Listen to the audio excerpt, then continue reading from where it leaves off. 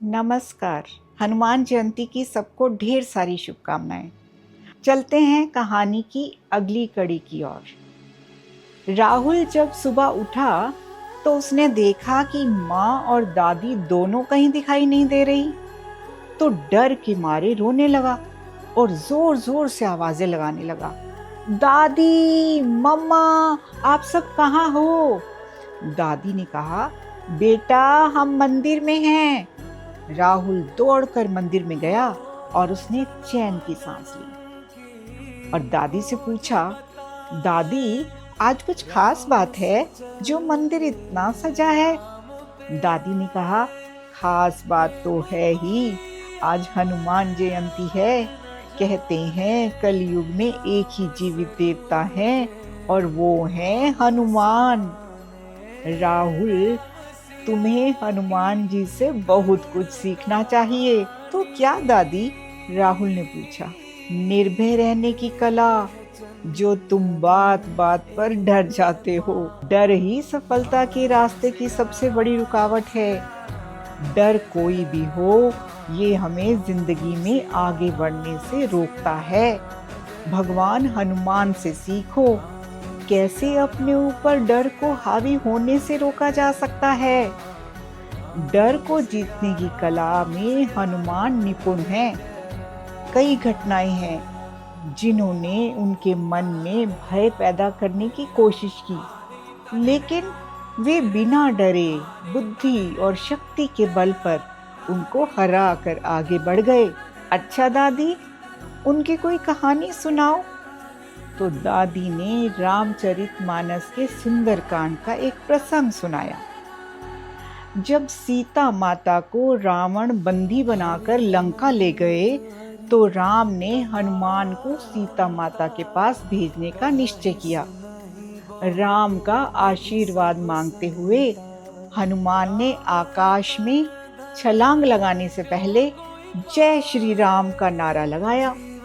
देवताओं को पता था कि हनुमान के लिए खुद को, अपनी शक्तियों को, अपने जीवन के उद्देश्य को समझने का समय आ गया है।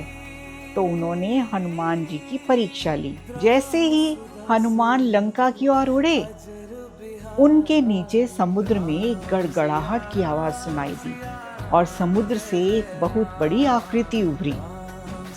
ये सर्पों की माँ सुरसा थी। उसकी आंखें आग जैसी थी और नुकीले दांत जानलेवा लग रहे थे। सुरसा पानी में खड़ी थी और हनुमान का रास्ता रोककर हंस रही थी। हो, देवताओं ने मुझे आशीर्वाद दिया है और आज तुम्हें मेरे भोजन के रूप में भेजा है। उसे देखकर हनुमान ने हाथ जोड़कर कहा, मैं हनुमान हूँ। मैं अपने भगवान राम की पत्नी सीता को खोजने के अभियान पर हूँ। कृपया मुझे आगे बढ़ने की अनुमति दें। उसने कहा, नहीं, मुझे भूख लगी है, इसलिए तुम मेरे भोजन के रूप में मेरे मुंह में प्रवेश करो। सुरसा ने अपना मुंह बड़ा कर लिया। ये देखकर हनुमान का आकार इतना बड़ा हो गया कि वो उसके मुंह में समा ही नहीं रहा था। सुरसा ने अपनी शक्तियों का इस्तेमाल करके अपना आकार और बड़ा किया और फिर से अपना मुंह खोला। हनुमान और सुरसा एक दूसरे से आगे निकलने की कोशिश कर रहे थे और दोनों ही हार नहीं मान रहे थे। जैसे जैसे हनुमान का आकार बढ़ता गया, सर्प जैसी आकृति और भी बड़ी होती गई और हनुमान को निगलने के लिए उसने अपना मुंह खोला। अचानक हनुमान ने एक बहुत ही छोटे रूप में अपना रूप बदल लिया। वे तेज गति से सुरसा के बड़े खुले मुंह में घुस गए, उसके कान की नली में घुस गए और उसके कान से बाहर निकल आए।